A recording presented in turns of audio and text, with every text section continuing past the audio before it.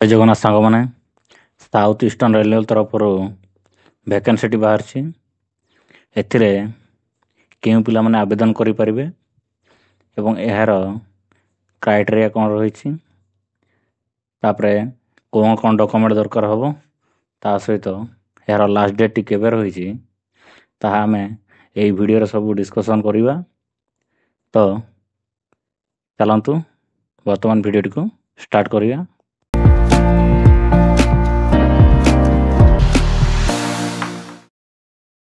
ଏଇଠି ଦେଖିପାରୁଥିବେ south eastern railway recruitment 2024 official notification ଆପଣମାନଙ୍କର 1785ଟି ପୋଷ୍ଟ ବାହାରିଛି। 10th କ୍ଲାସ୍ ପିଲାମାନେ ଏହାକୁ ଆପ୍ଲାଏ କରିପାରିବେ ଏବଂ ତା ସହିତ ଆଉ କେଉଁମାନେ ପିଲାମାନେ ଆପ୍ଲାଏ କରିପାରିବେ ତାହା ଦେଖିବା। ତଳକୁ ଯାଇକି ଏଠି ଆପଣମାନେ ଦେଖିବେ ଯେ ଅର୍ଗାନାଇଜେସନ୍ ନେମ୍ ରହିଥିବ ସାଉଥ୍ ଇଷ୍ଟର୍ଣ୍ଣ ରେଲୱେ। ଏହାର ଟାଇପ୍ ଅଫ୍ ଜବ୍ ରହିଛି ରେଗୁଲାର ବେସିସ୍ରେ ରହିଛି।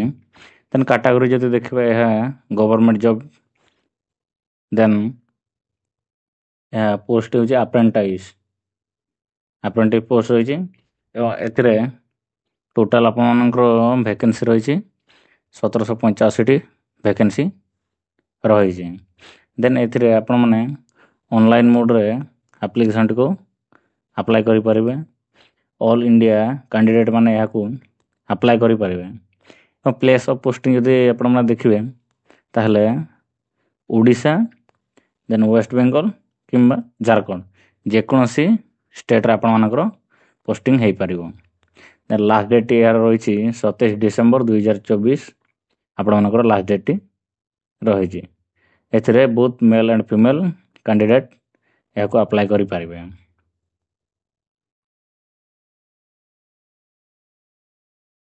ଦେନ୍ ଯଦି ଆମେ ଏଜୁକେସନ୍ କ୍ୱାଲିଫିକେସନ୍ଟି ଦେଖିବା ତାହେଲେ ଆପଣମାନଙ୍କର ଏଜୁକେସନ୍ କ୍ୱାଲିଫିକେସନ୍ କ'ଣ ରହିଛି ନା ଆପଣମାନେ ଦଶମ ସହିତ ITIT ପାସ୍ କରିଥିବା ଦରକାର, ଯେଉଁଟା ହେଉଛି କି ରେକଗ୍ନାଇଜ୍ ବୋର୍ଡ଼ରୁ କିମ୍ବା ତା ଇନଷ୍ଟିଚ୍ୟୁଟ୍ରୁ ଆପଣମାନେ ପାସ୍ କରିଥିବା ନିହାତି ଆବଶ୍ୟକ। ଦେନ୍ ଏଜ୍ ଲିମିଟ୍କୁ ଦେଖିଲେ ମିନିମମ୍ଟି ରହିଛି ଆପଣମାନଙ୍କର 15 ବର୍ଷ ଏବଂ ମାକ୍ସିମମ୍ ରହିବ 24 ବର୍ଷ ଆପଣମାନଙ୍କର ରହିବ। ଏଜ୍ ରିଲାକ୍ସେସନ୍ ମଧ୍ୟ ଆପଣମାନଙ୍କର ଗଭର୍ଣ୍ଣମେଣ୍ଟ ରୁଲ୍ ଅନୁସାରେ ରହିଛି, ଯେଉଁଟା ଅଛି OBC ମାନଙ୍କ ପାଇଁ 3 ବର୍ଷ, SC ST PWD ମାନଙ୍କ ପାଇଁ 5 ବର୍ଷ, ଏକ୍ସ ସର୍ଭିସମ୍ୟାନ୍ ମାନଙ୍କ ପାଇଁ ମଧ୍ୟ 5 ବର୍ଷ, PWD ସହିତ SC ST ପିଲାମାନଙ୍କ ପାଇଁ 15 ବର୍ଷ ଏଜ୍ ରିଲାକ୍ସେସନ୍ ରହିଛି। ଠିକ୍ ଅଛି। ଦେନ୍ ଆମେ ଆଉ ଟିକେ ସ୍କ୍ରଲ୍ କରିକି ଦେଖିବା। ବର୍ତ୍ତମାନ ଆମେ ସାଲାରୀ ଯଦି ଦେଖିବା ତାହେଲେ ସାଲାରୀ ଆପଣମାନଙ୍କର ରହିବ 7,000ରୁ 12,000 ପର୍ ମନ୍ଥ ଆପଣମାନଙ୍କର ସାଲାରୀ ରହିବ। ସିଲେକ୍ସନ୍ ପ୍ରୋସେସ୍ ଯଦି ଦେଖିବା ଏଥିରେ ଏକ୍ଜାମିନେସନ୍ ଆପଣମାନଙ୍କର ହେବନି, ମେରିଟ୍ ବେସିସ୍ରେ ହେବ, ଯେଉଁଟାକି ସିଲେକ୍ସନ୍ ହେବ। ଦେନ୍ ଡକୁମେଣ୍ଟ ଭେରିଫିକେସନ୍ ଆପଣମାନଙ୍କର ହେବ। ଆପ୍ଲିକେସନ୍ ଫି ଦେନ୍ ଦେଖିବା ଏଥିରେ ଜେନେରାଲ୍, EWS ଏବଂ OBC ପିଲାମାନଙ୍କ ପାଇଁ 100 ଟଙ୍କା ଲେଖା ଆପ୍ଲିକେସନ୍ ଫି ଦେବାକୁ ପଡ଼ିବ ଏବଂ PWD କିମ୍ବା ଫିମେଲ୍ କିମ୍ବା SC ST ପିଲାମାନଙ୍କ ପାଇଁ ଏଥିରେ କୌଣସି ଆପ୍ଲିକେସନ୍ ଦେବାକୁ ପଡ଼ିବ ନାହିଁ, ସମ୍ପୂର୍ଣ୍ଣ ଭାବରେ ସେଇମାନଙ୍କ ପାଇଁ ଫ୍ରି ଅଛି। ଦେନ୍ ଯଦି ଇମ୍ପୋର୍ଟାଣ୍ଟ ଆମେ ଯଦି ଡକୁମେଣ୍ଟ ଗୁଡ଼ିକ ଦେଖିବା ତାହେଲେ ଆପଣମାନଙ୍କର ରହିବ 10th ସାର୍ଟିଫିକେଟ୍ ରହିବ। ଦେନ୍ +2 କିମ୍ବା ITI ସାର୍ଟିଫିକେଟ୍ ରହିବ, ଯେଉଁଟାକି ମାର୍କସିଟ୍ ସହିତ କିମ୍ବା ଏବଂ କମ୍ପ୍ୟୁଟର ସାର୍ଟିଫିକେଟ୍ ମଧ୍ୟ ଆପଣମାନଙ୍କର ଦରକାର ହେବ। ଦେନ୍ ସିଗ୍ନେଚର୍ ଦରକାର ହେବ। ଦେନ୍ ଆପଣମାନଙ୍କର କାଷ୍ଟ ସାର୍ଟିଫିକେଟ୍, ଦେନ୍ ଆପଣମାନଙ୍କର ଆଧାର କାର୍ଡ଼ ଦରକାର ହେବ। ଦେନ୍ ରେସିଡେଣ୍ଟ ଦରକାର ହେବ। ଦେନ୍ ଆପଣମାନଙ୍କର self attested passport size photograph ଦରକାର ହେବ। ଆପଣମାନଙ୍କର 2ଟି ସେଲ୍ଫ ଆଟେଷ୍ଟେଡ଼ ଫଟୋ ଦରକାର ହେବ। ଆପ୍ଲାଏ ଡେଟ୍ଟି 28 ନଭେମ୍ବର 2024ରୁ ଷ୍ଟାର୍ଟ ହୋଇଯାଇଛି ଏବଂ ଲାଷ୍ଟ ଡେଟ୍ ଆପଣମାନଙ୍କର ଅଛି 27 ଡିସେମ୍ବର 2024।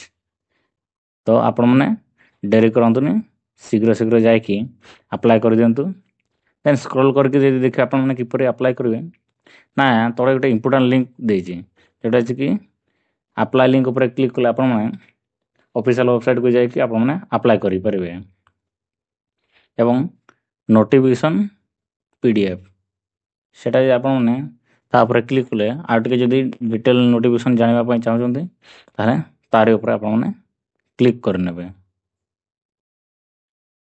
क्लिक कलापर आपण मैंने ये देखिपे जे रजिस्ट्रेशन लिखाई। यदि आप रजिस्ट्रेशन करनथे रजिस्टर ऊपर क्लिक करने देन ये आपर पेज टी ओपन हो जोटा आपको निजर डिटेल सब फिलअप करने पड़ो।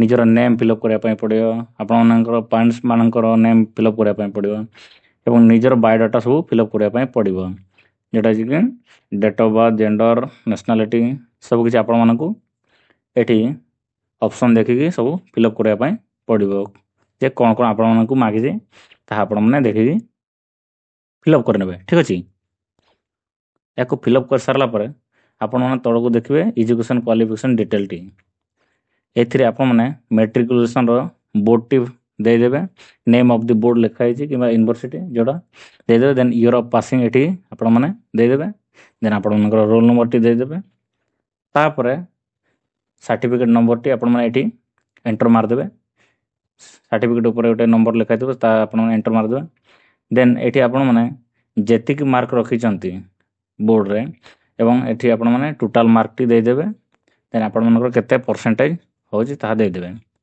देन एग्जाम पास्ट जोटा ITI आपण मनकर बोर्डटा ये देदेवे ईयर ऑफ पासिंग देदेवे देन रोल नंबर देदेवे सर्टिफिकेट नंबर टी देदेवे देन केते मार्क रखिंट ताहा देदेवे एवं टोटाल मार्क केते तला सेटा एंटर करके ये देखदेवे एटा सिलेक्ट काउंसिल टी आपण मनकर को काउंसिल टी कोटारे जाउची ताहा आपण माने एटी सिलेक्ट करनेबे देन आपण माने पास की फेल एटी आपण माने सिलेक्ट करनेबे देन सिलेक्ट कला पर आपण मानकू नेक्स्ट करिया पय पड़िबो नेक्स्ट करिके आपण माने आपण मानकर रजिस्ट्रेशन हो जिवो एटी आपण माने देखिबो सिलेक्ट डिवीजन टी आपण माने को डिवीजन रे माने आपण मानकर को डिवीजन अप्लाई करिया पय चाहउछन्ती सेटा आपण माने एटी सिलेक्ट करनेबे आपण मानकर क्वालिफिकेशन अनुसार किबा वैकेंसी अनुसार आपण माने देखिदेबे then name of the trade किबा पोस्ट आपण मानकर को आपण माने ITI रे को कैटेगरी रे आपण माने करचन्ती ताहा एटी आपण माने देखिकि सिलेक्ट करनेबे फिटर की टर्नर की आउ किसी कोनोसी आपण सिलेक्ट करथिबे ता सिलेक्ट करनेबे सिलेक्ट करा परे नेक्स्ट ऊपर आपण माने क्लिक कर देले आपण मानकर रजिस्ट्रेशन टी हो जिवो रजिस्ट्रेशन हो सारला पर आपण माने पुणी थर लॉगिन करके यहाकू अप्लाई करनेबे